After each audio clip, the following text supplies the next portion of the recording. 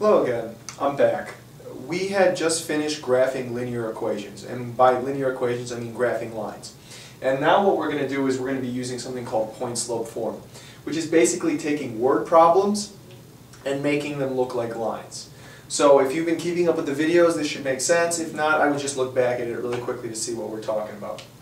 But point-slope form is something where we basically use a formula to help us turn word problems into equations that we recognize and then graph them later on. So when I say this, let me just first tell you what point-slope form is. Point-slope form is y minus y sub 1 or y1 equals m, which stands for the slope, times the quantity x minus x sub 1.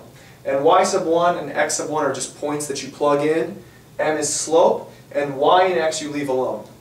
Now when you're doing word problems for the most part, it's pretty good to use this, because I have a lot of students that complain about these types of problems. They look at them and they feel uncomfortable about them. And I would feel uncomfortable about them too if I was reading word problems in a math class. I mean, when it comes to math problems, students just like math. Words, a little difficult, but I'm going to show you how to do this so it's not as difficult as you would think that it would be.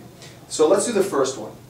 It says write an equation with a slope of -2 and y-intercept of 5 in slope-intercept form.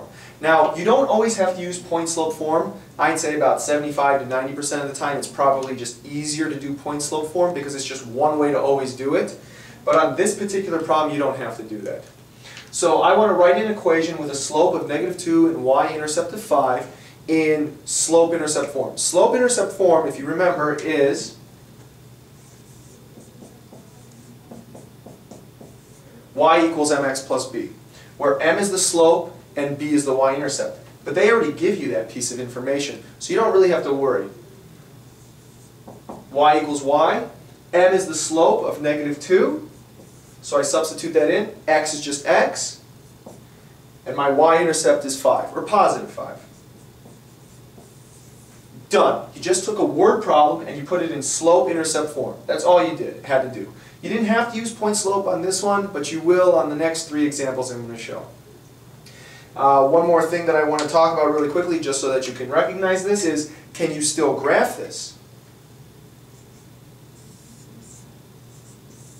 I'm going to make my makeshift graph really quickly.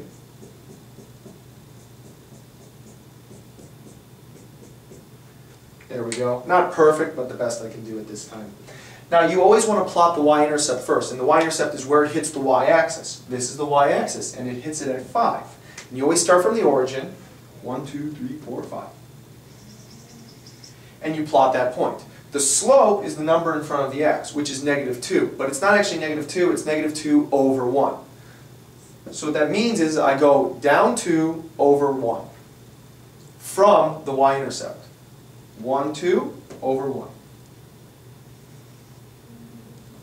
Oops. Graph the line, you're done. When it comes to domain, that's the x values that the graph spans. How far will the graph go this way to the left, and how far will the graph go this way to the right? The graph will keep going to the left, always. Well, some people are going to say, well, it's going diagonal. Yeah, but it's still going to the left.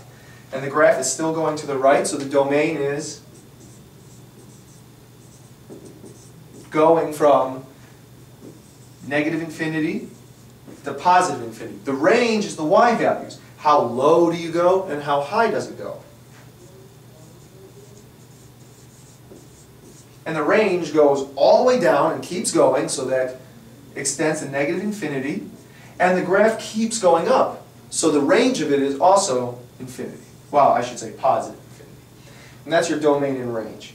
Well, that's not anything different than we've already done before.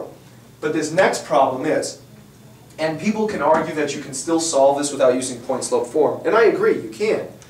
But try telling that to a student who's learning this and just wants the easiest way possible. And when I teach in a classroom, you always want to teach 5 or 6 different ways, but truth be told, you try to teach the best way you can that will reach all your students, and then you come up with different ways that will help out the remaining students who don't get the initial way. But the first way you teach should always be the way that students understand the best. So I want to write an equation in slope-intercept form, y equals mx plus b, with only these 2 points. I'm not given the slope, I'm not given the y-intercept. So I'm kind of in a little bit of a situation here. Well, not really actually. We're going to call this x1, and we're going to call that y1, x2, and y2. Now some people out there might say, well, why do you call it x1, y1, x2, y2? Very simple. This is the first x value I see. This is the second x value I see. First y value I see. Second y value I see. What I want to do is I want to figure out the slope. And in order to figure out the slope, you have to use the formula.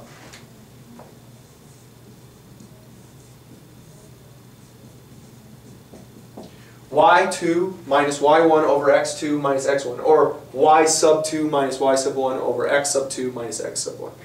So I'm going to go ahead and substitute those numbers in.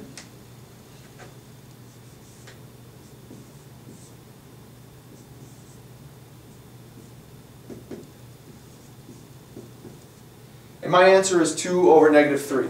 Actually, it's negative 2/3, because if you have a negative in the denominator, theoretically speaking, it always goes in the numerator. You can't ever really divide by a negative. So it's negative 2/3.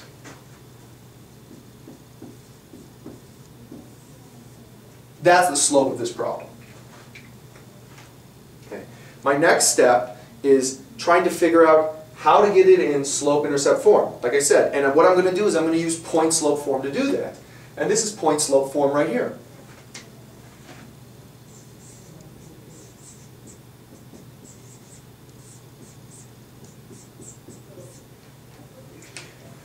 You already know the m. You figured it out. It's negative 2/3.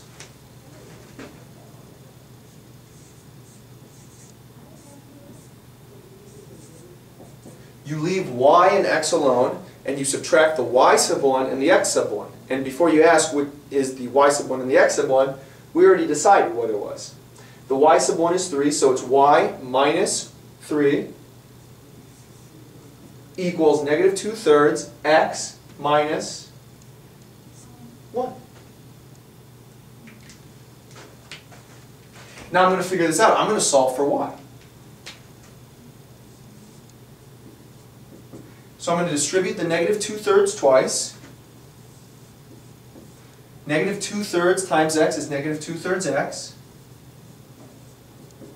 Negative 2/3 times 1 is positive 2/3. I'm going to get y by itself, so that means I have to add 3 to both sides.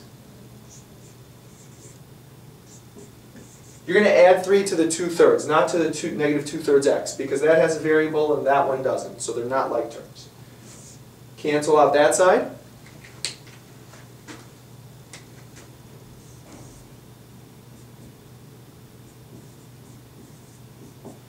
A lot of students ask me, well, I don't know what 2/3 plus 3 is. Well, let's say you have 3 pizzas and you have 2/3 of a pizza.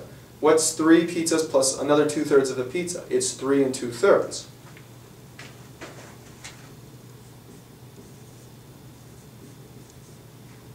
But I don't want to leave my problem as a mixed number. I don't want to leave my y-intercept as a mixed number. I want to change it to an improper fraction. So that's the last step I'm going to do.